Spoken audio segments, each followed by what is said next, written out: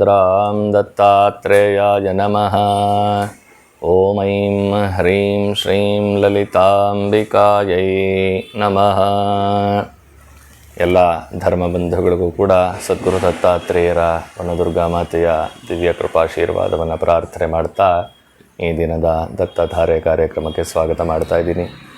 ಇವತ್ತಿನ ಶುಭ ದಿನ ಸೌಮ್ಯವಾಸರ ಬುಧವಾರ ಅಂತ ಹೇಳ್ತಾರೆ. ಪಾಲ್ಗುಣ ಕೃಷ್ಣ ಪಕ್ಷದ ಪಾಡ್ಯ. ನಿನ್ನೆ ಗ್ರಹಣಾಚರಣೆ ಆಗಿದೆ. ಗ್ರಹಣದ ನಿಮಿತ್ತವಾಗಿ ಎಲ್ಲರೂ ಕೂಡ ಶುದ್ಧಿ ಮಾಡಿಕೊಂಡಿರ್ತೀರಿ ಅಂತ ನಂಬಿದ್ದೀನಿ.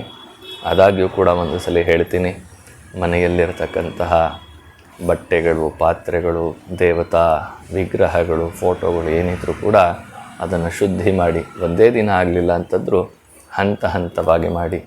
ನಾನು ನಿನ್ನೆ ಹೇಳಿಕೊಟ್ಟಿದ್ದೆ, ಅರಿಶಿಣ ಮತ್ತು ಉಪ್ಪು ನೀರಿಗೆ ಬೆರೆಸ್ಕೊಂಡು ಮನೆಯೆಲ್ಲ ಪ್ರೋಕ್ಷಣೆ ಮಾಡಿರಿ ಅಂತ ಹೇಳಿದ್ದೆ.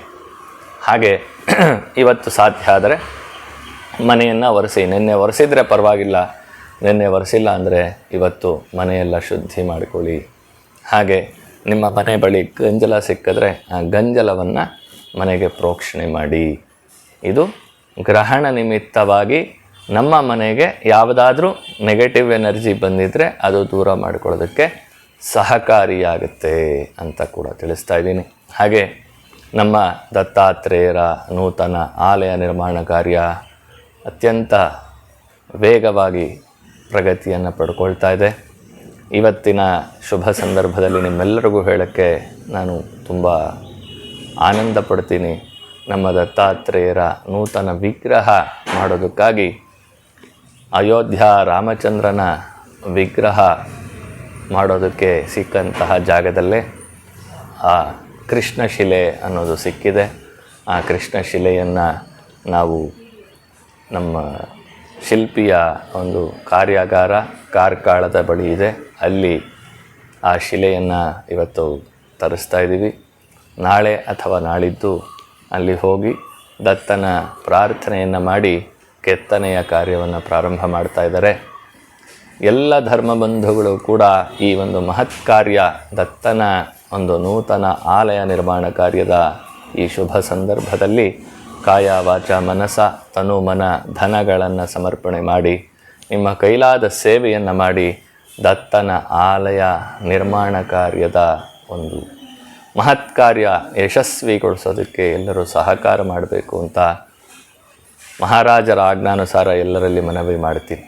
ಹಾಗೆ ಮನೆಯಲ್ಲಿ ಮಹಾಲಕ್ಷ್ಮಿಯ ಅನುಗ್ರಹ ಬಹಳ ಮುಖ್ಯ. ಎಲ್ಲರಿಗೂ ಹೇಳ್ಕೊಡ್ತಾ ಇದ್ದೀನಿ, ನಾನು ಹೇಳ್ಕೊಟ್ಟಿದ್ದೀನಿ ಸಾಕಷ್ಟು ವಿಚಾರಗಳನ್ನು. ಶನಿವಾರಗಳಲ್ಲಿ ಸಾಲದ ಬಾಧೆ, ಸಾಲಗಾರರು ನೀವು ಯಾರಿಗೆ ಹಣ ಕೊಟ್ಟಿದ್ದೀರೋ ಅವರು ವಾಪಸ್ ಕೊಡಬೇಕಾದ್ರೆ ಮಾರುತಿಗೆ ಪ್ರಾರ್ಥನೆಯನ್ನು ಮಾಡಿಕೊಳ್ಳಿ, ಚಂದನವನ್ನು ಸಮರ್ಪಣೆ ಮಾಡಿ, ಚಂದನವನ್ನು ಹಣೆಗೆ ಇಟ್ಕೊಳ್ಳಿ ಅಂದರೆ ಸಾಕಷ್ಟು ಜನ ಅದು ಸಿಂಧೂರ ಅಲ್ವಾ, ಚಂದನ ಅಲ್ಲ ಅಲ್ವಾ ಅಂತ ಹೇಳಿ ಕಾಮೆಂಟ್ ಮಾಡ್ತಿದ್ದೀರಿ. ಚಂದನ ಅಂದರೆ ನಾವು ಚಂದ್ರ ಅಂತ ಹೇಳಿ ಕರಿತೀವಿ. ಚಂದನ ಅಂದರೆ ಕೆಂಪು ಗಂಧ ಕೂಡ ಆಗುತ್ತೆ. ಹಾಗೆ ಈ ಕೇಸರಿಯ ಒಂದು ಸಿಂಧೂರವನ್ನು ಕೂಡ ನಾವು ಚಂದನ ಅಂತ ಹೇಳಿ ನಮ್ಮ ಕಡೆ ಕರಿತೀವಿ.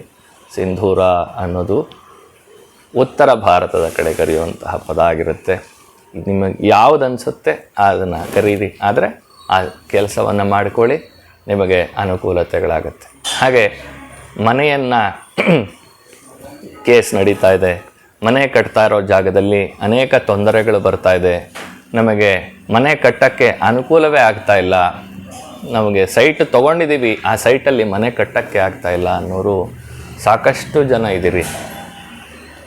ಇವರಿಗೆಲ್ಲರಿಗೂ ಕೂಡ ಇವತ್ತಿನ ಒಂದು ಸಣ್ಣ ಪರಿಹಾರ ಏನಪ್ಪ ಅಂತಂದರೆ, ನೀವು ಸೈಟ್ ಇದೆ ಅಂದರೆ ಆ ಸೈಟಲ್ಲಿ ಈಶಾನ್ಯ ಭಾಗ, ನಾರ್ತ್ ಈಸ್ಟ್ ಕಾರ್ನರ್ ಅಂತ ಹೇಳ್ತಾರೆ, ಮನೆ ಕಟ್ತಾ ಇರೋರು ಅರ್ಧಂಬರ್ಧ ಮನೆ ಕಟ್ಟಿ ನಿಲ್ಲಿಸಿ ದುಡ್ಡು ವ್ಯವಸ್ಥೆ ಆಗ್ತಾ ಇಲ್ಲ, ಸಾಲ ಸಿಗ್ತಾ ಇಲ್ಲ, ಅಥವಾ ಇನ್ನೇನೋ ಲಿಟಿಗೇಷನ್ ಆಗಿದೆ, ಏನೋ ಒಂದು ಅಕ್ಕಪಕ್ಕದವ್ರ ಗಲಾಟೆ ಆಗ್ತಾ ಇದೆ, ಈ ರೀತಿ ಇದ್ದಾಗ ಮತ್ತು ನಿಮಗೆ ಹಣದ ಕೊರತೆ ಆಗ್ತಾ ಇದೆ ಅಥವಾ ಅನಾರೋಗ್ಯದ ಸಮಸ್ಯೆಗಳಾಗ್ತಾ ಇದೆ ಅನ್ನೋರು ಮನೆಯ ಈಶಾನ್ಯ ಭಾಗ, ಸೈಟ್ ಇದ್ದರೆ ಸೈಟು, ಜಮೀನಿದ್ರೆ ಜಮೀನಲ್ಲಿ ಲಿಟಿಗೇಷನ್ನು ಅಥವಾ ಜಮೀನಲ್ಲಿ ಏನು ಬೆಳೆದ್ರೂ ಬೆಳೆ ಬೆಳೀತಾ ಇಲ್ಲ, ಈ ಥರ ಸಮಸ್ಯೆಗಳಿದ್ದರೆ ಅವರು ಮನೆಯ ಈಶಾನ್ಯ ಭಾಗದಲ್ಲಿ, ಆ ಸೈಟಿನ ಈಶಾನ್ಯ ಭಾಗದಲ್ಲಿ 1 kg ಬಿಳಿ ಸಾಸಿವೆ, ಒಂದು ಅರ್ಧ ಲೀಟ್ರು ಹಾಲು, ಒಂದು 100 ಗ್ರಾಮಷ್ಟು ಜೇನುತುಪ್ಪ, 100 ಗ್ರಾಮ್ಗಿಂತ ಜಾಸ್ತಿ ಇದ್ದಷ್ಟು ಜೇನುತುಪ್ಪವನ್ನು ತೊಗೊಂಡು ಹೋಗಿ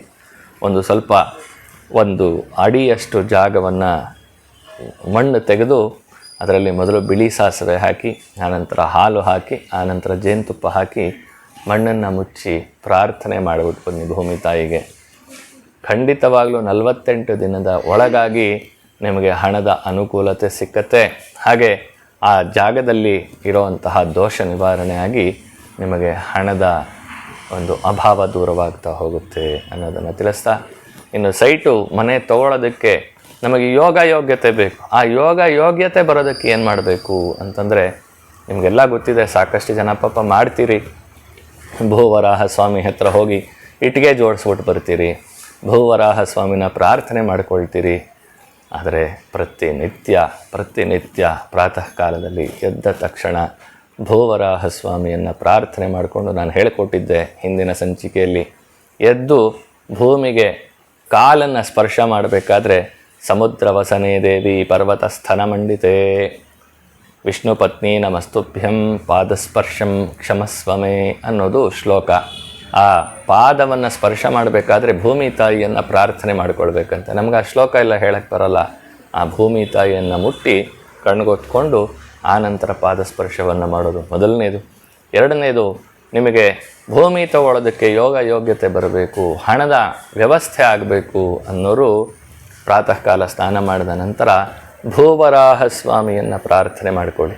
ಅದರ ಜೊತೆಯಲ್ಲಿ ನಮಗೆ ತಿರುಪತಿ ವೆಂಕಟೇಶ್ವರಂಗೂ ನಮಗೂ ಆಗಬರೋಲ್ಲ, ನಾವು ಶೈವರು, ನಾವು ಶಿವನನ್ನು ಮಾತ್ರ ಪೂಜೆ ಮಾಡೋದು, ಆ ರೀತಿಯಾದ ಭಾವನೆ ಬೇಡ. 5 ರೂಪಾಯಿಗಳನ್ನು ಒಂದು ತಾಮ್ರದ ಬಿಂದಿಗೆ ಇಡಿ ಮನೆಯಲ್ಲಿ. ನೀವು ಮಲಗೋ ರೂಮಲ್ಲಿ ತಾಮ್ರದ ಬಿಂದಿಗೆ ಇಟ್ಕೊಳ್ಳಿ.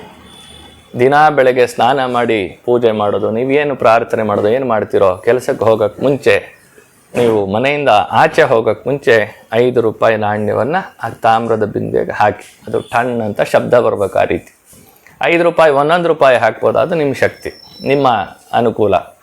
1 ರೂಪಾಯಿದು ನಿಮ್ಗೆ ಜಾಸ್ತಿ ಇದ್ದರೆ 1 ರೂಪಾಯಿದು 5 ನಾಣ್ಯಗಳನ್ನು ಹಾಕಿ, ಅಥವಾ 5 ರೂಪಾಯಿ ಒಂದು ನಾಣ್ಯವನ್ನು ಹಾಕಿ ಪ್ರಾರ್ಥನೆ ಮಾಡ್ಕೊಳ್ಳೋಕ್ಕೆ ಶುರು ಮಾಡಿ. 108 ದಿನ ಕಳೆಯೋದ್ರೊಳಗಡೆ ಯಾವುದಾದ್ರೂ ಒಂದು ಮಾರ್ಗವಾಗಿ ನಿಮಗೆ ಮನೆ ಸೈಟು ತಗೊಳ್ಳುವಂತಹ ಯೋಗ್ಯತೆಯನ್ನು ಭೂವರಾಹ ಸ್ವಾಮಿ ಸಹಿತವಾಗಿರ್ತಕ್ಕಂತಹ ಲಕ್ಷ್ಮೀ ವೆಂಕಟೇಶ್ವರ ಕರುಣಿಸ್ತಾನೆ ಅನ್ನೋದರಲ್ಲಿ ಸಂದೇಹವೇ ಇಲ್ಲ ಅಂತ ಹೇಳಿ ತಿಳಿಸ್ತಾ ಇವತ್ತಿನ ಕಾರ್ಯಕ್ರಮಕ್ಕೆ ಮಂಗಳ ಹಾಡ್ತಾ ಇದ್ದೀನಿ. ಓಂ ಶಾಂತಿ